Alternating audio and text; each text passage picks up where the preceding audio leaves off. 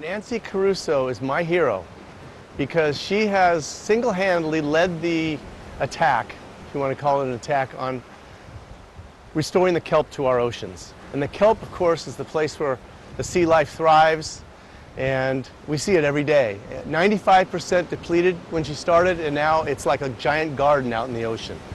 Not only has she done that, but she's inspired a whole community of people with her Kelp Fest to follow her and get involved with her and participate in this process. And last but absolutely not least, she has gone into inner city schools, and she's had these young people who probably have never seen the ocean, raising kelp and abalone and sea bass and coming back to the ocean to release them. And what an inspiration she's been, not only for the ocean, but for the future of the custodians of the ocean. Thank you, Nancy Caruso.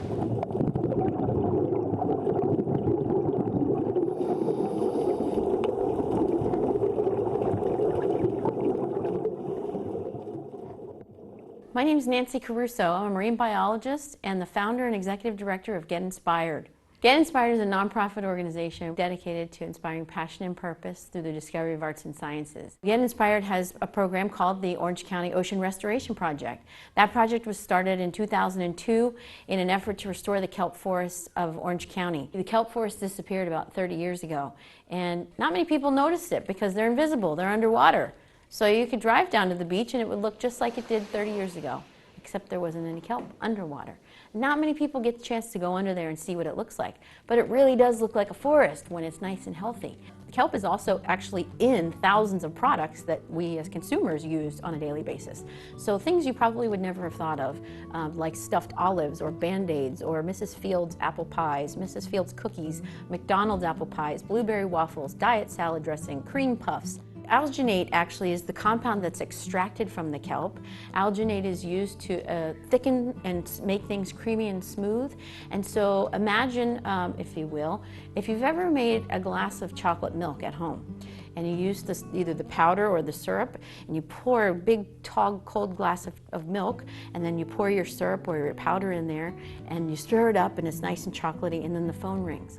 So you walk away from the chocolate milk. You come back 15 minutes later, chocolate's on the bottom of the glass, right?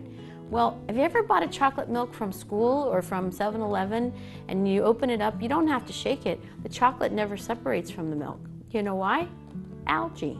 So we got all these people together who cared and they were empowered to restore it, grow it again. In their classrooms, the kids were growing little tiny microscopic spores of algae, and they got excited that it was being planted in the ocean. The volunteers were out there monitoring it, making sure it was growing and planting it just in the right spots.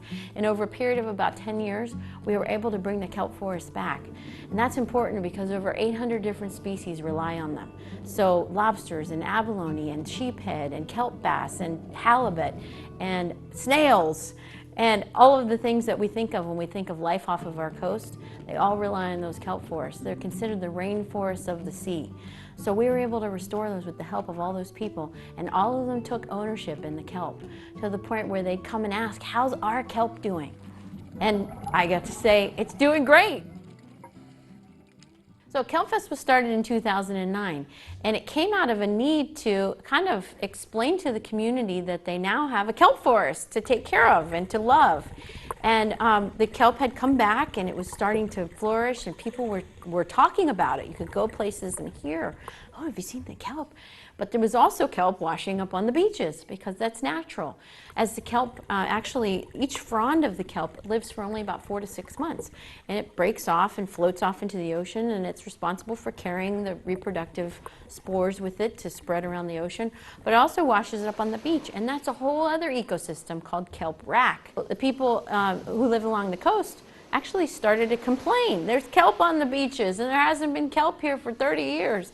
And so I started pulling pictures from the 1800s and early 1900s and showing people what the beaches are supposed to look like, but it wasn't helping. So the Kelp Fest was born, and now it's blossomed into a musical event and 2,000 participants, arts and crafts and public art projects, and invite artists. One of the big things with Kelp Fest is to have people have an appreciation for kelp. We've got to show them what it looks like. And again, not everybody goes underwater. So we display it visually as many different ways as we possibly can. There'll be all different types of visualizations for people to connect to the kelp. And then they'll also have a chance to eat it and paint it and draw it themselves. So hopefully they walk away that day saying, hey, that kelp stuff, that's not that bad, and it's actually kind of pretty. That's the goal of the Kelp Fest.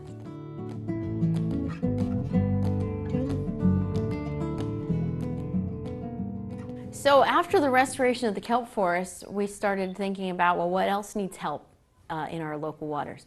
So we came up with green abalone and white sea bass, both of which were dwindling, the numbers were dwindling, and the green abalone is on its way to being endangered. Baby abalone, when they're born, are actually planktonic, meaning they float in the ocean on the surface currents, and they're microscopic, you can't even see them.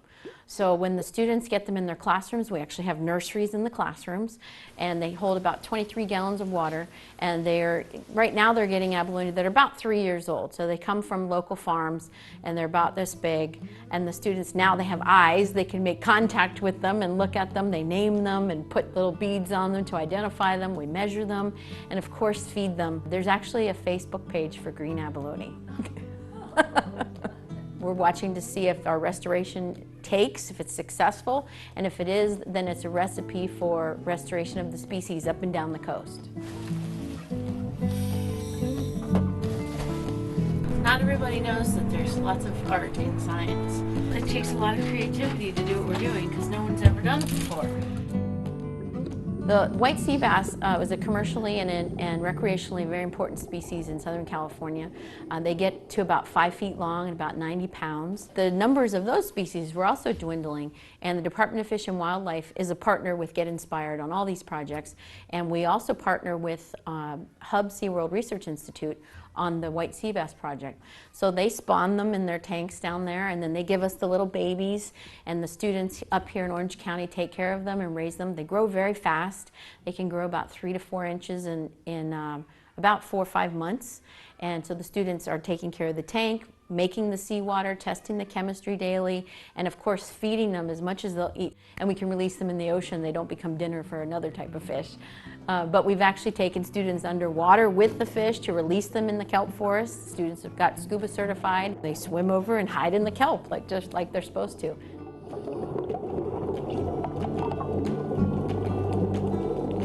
There's absolutely nothing like a crystal clear day underwater with bright shining sun coming through the canopy of the kelp, where it looks like a stained glass window and makes the light dance on the bottom of the ocean floor.